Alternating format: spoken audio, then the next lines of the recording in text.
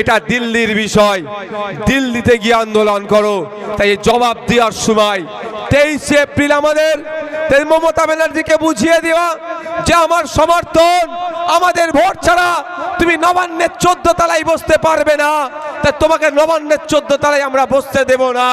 এবার আমার ভোট তোমাকে এমন জায়গায় আমরা দেব, দিল্লিতে তোমাকে পাঠিয়ে দেবো, বাংলায় তোমার কোনো স্থান হবে না। মাথায় আসো তো নাকি? কারা কারা মনে রেখেছেন একটু হাত তুলুন তো। এর জবাব আমরা দেব তো নাকি? হাত তুলেছেন তো? ভালো লাগলে খাম চিহ্নে দেবেন, না ভালো লাগলে নোটাতে দেবেন, কিন্তু তৃণমূলকে বুঝিয়ে দেব আমার ভোট নিয়ে তুমি ক্ষমতার মসনদে বসেছো, আর আমার মাদ্রাসা মসজিদ ঈদগাহ কবরস্থান যখন লুট হয়ে যাচ্ছে তুমি আমার পাশে দাঁড়াওনি, উল্টে আমাকে দিল্লি যাওয়ার নিদান দিয়েছো। এই ভোটও আমি তোমাকে এর জবাব, যোগ্য জবাব দেব। জবাব আমাদেরকে দিতে হবে।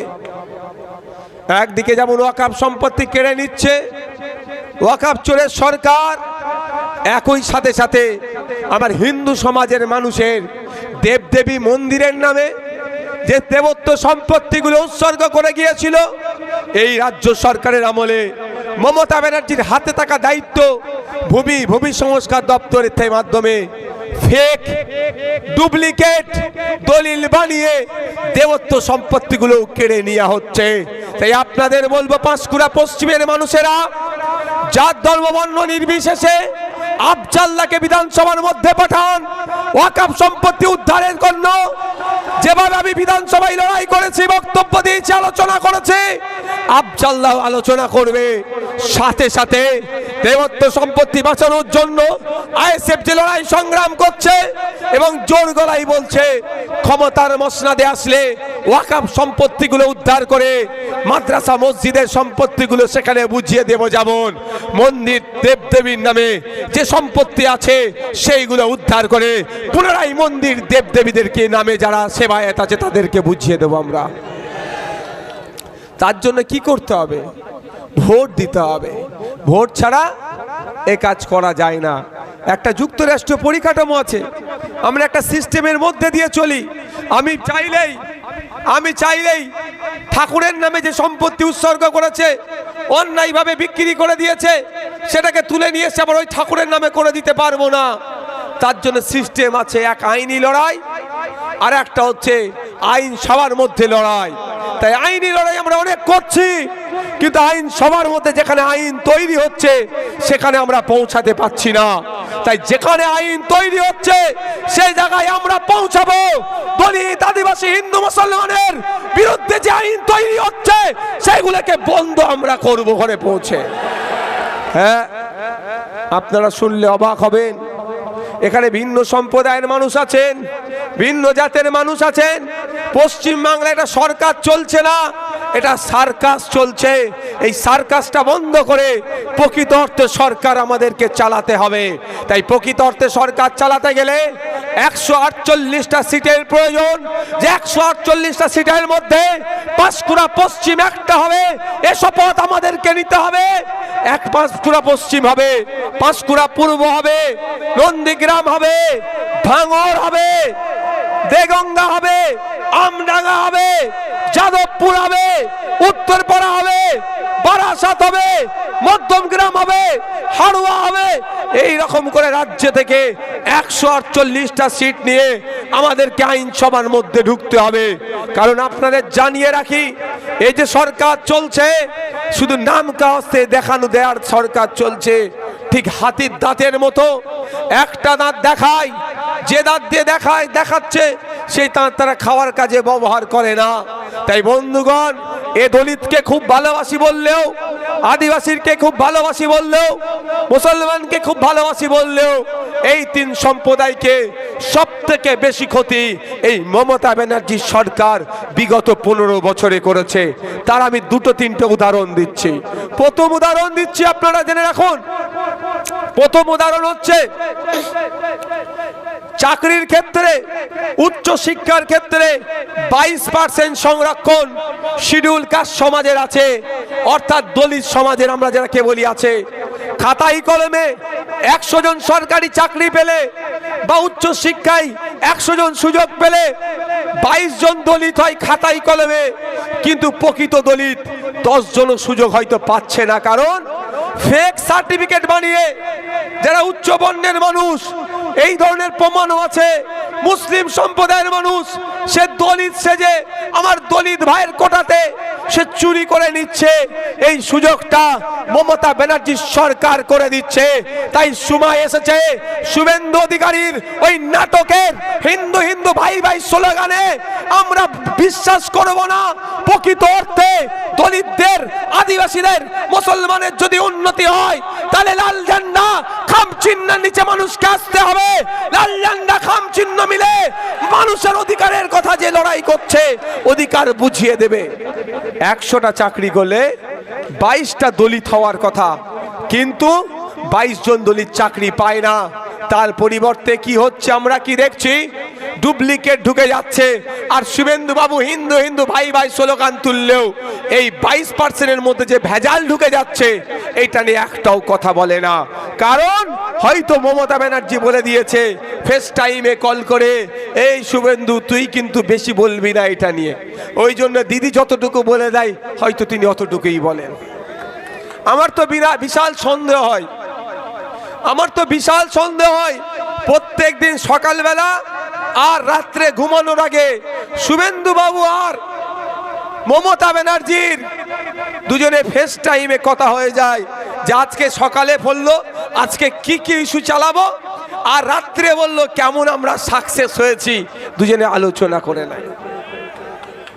আমার বিশাল সন্দেহ হয় ভাই।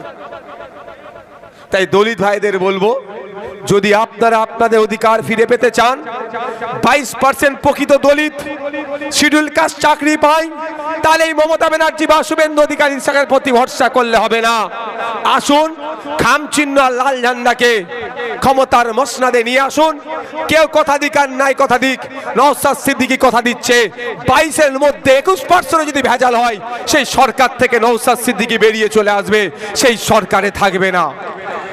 কারণ আমি কি কতটা করতে পারবো না পারবো সময় কথা বলবে। দুটো জিনিস আমি পারবো না করতে, জোর গলায় আমি বলে যাচ্ছি। একটা হচ্ছে ধর্মীয় বিভাজন, দ্বিতীয়টা হচ্ছে দুর্নীতি। কথা দিয়ে যেটা কথা দেবো তার বিরুদ্ধে পারবো না, এটা আমি দায়িত্ব নিয়ে বলতে পারি।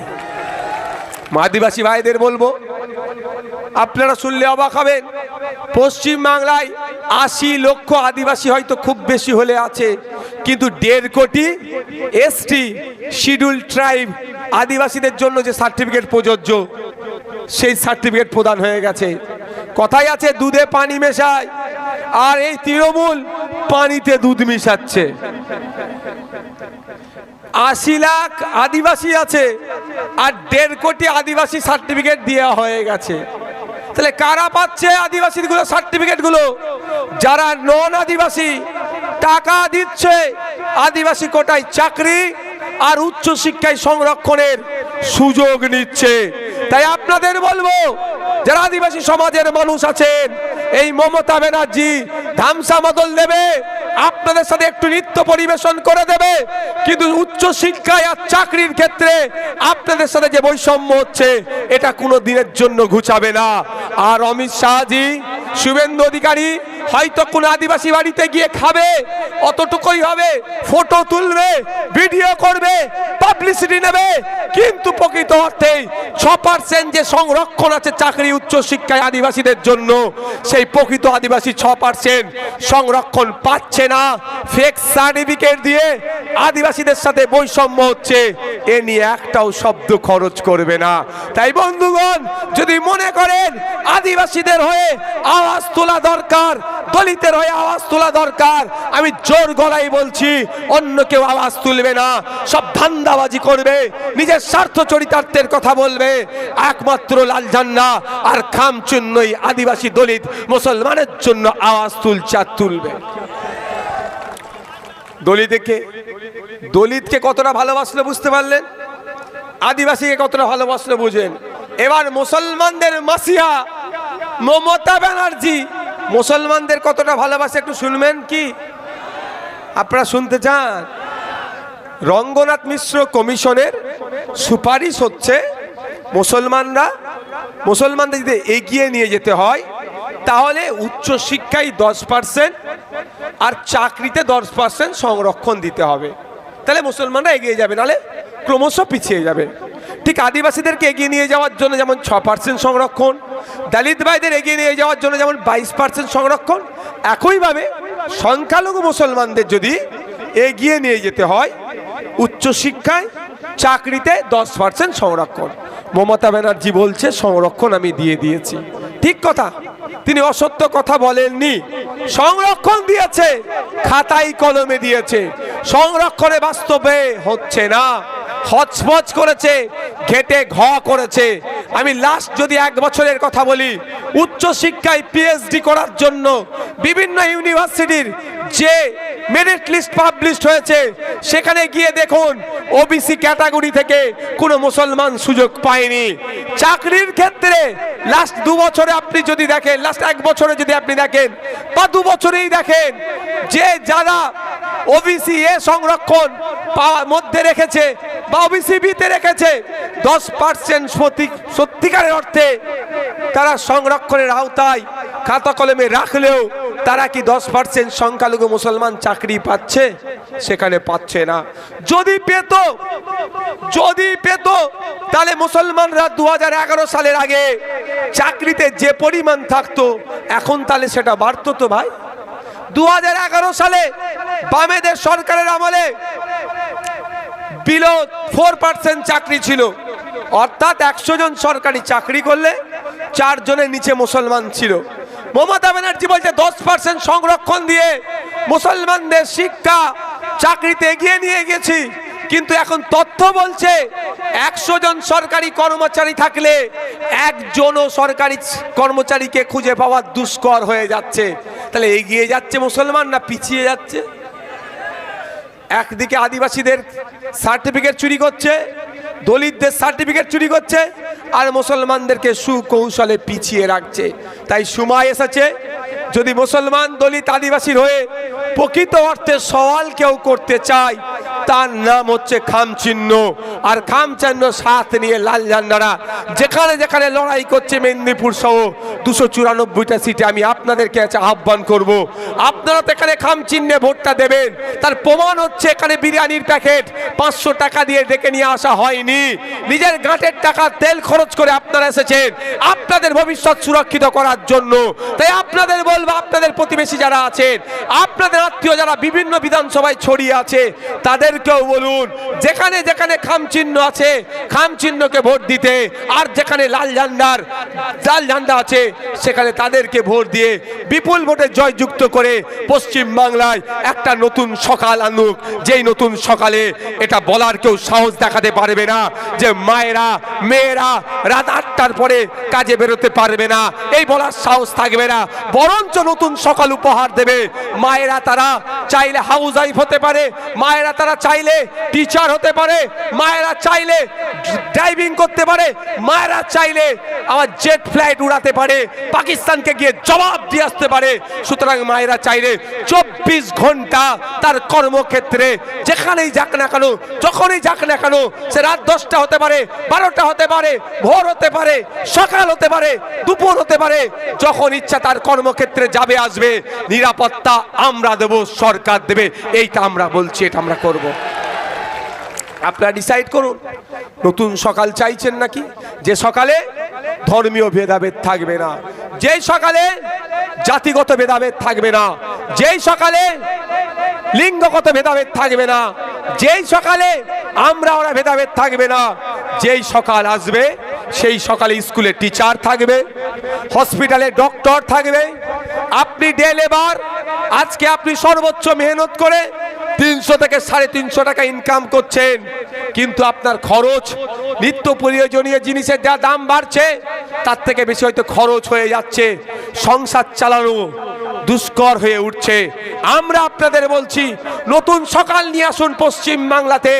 2026-এ বামপন্থী আর আইএসএফ এর মিলিত সরকার আনুন। কথা দিয়ে যাচ্ছি মিনিমাম 600 টাকা রোজের ব্যবস্থা করব। 600 টাকার রোজে কোনো হদ চলবে না, তার ব্যবস্থা করব। এখন আপনারা কত রোজ পান? 350 টাকা, খুব বেশি হলে 400 টাকা। এটা আমরা কি বলছি, মিনিমাম 600 টাকা, মিনিমাম 600 টাকা আইন করব। আর আইনের বাইরে যে চলবে তাকে ধরে জেলের ভাত খাওয়াবো, যত বড়ই ফ্যাক্টরি হোক না কেন আর জেলার সাহেব হোক না কেন, যদি আপনারা সুযোগ দেন। আর সাথে কি করব, নিত্য প্রয়োজনীয় জিনিসের যে দাম বেড়ে যাচ্ছে সেটাকে কমাবো। তাহলে একদিকে আপনার ইনকাম বাড়ছে, খরচ যেটা করছেন সেই খরচের পরিমাণটাও কমছে, লাইফ স্টাইল এগিয়ে যাবে না পিছিয়ে যাবে ভাই? তাহলে এই সকাল আপনারা কি চান? আপনাদের বলবো, যদি এই সকাল চান, কারো কোনো প্ররোচনায় পা দেওয়ার দরকার নাই। কে হিন্দু হিন্দু ভাই ভাই বলবে, কেউ ঘুমটা টেনে হিজাব পরে এসে বলবে আমি মুসলমান দরদি, ওদের ফাঁদে পা দেবেন না।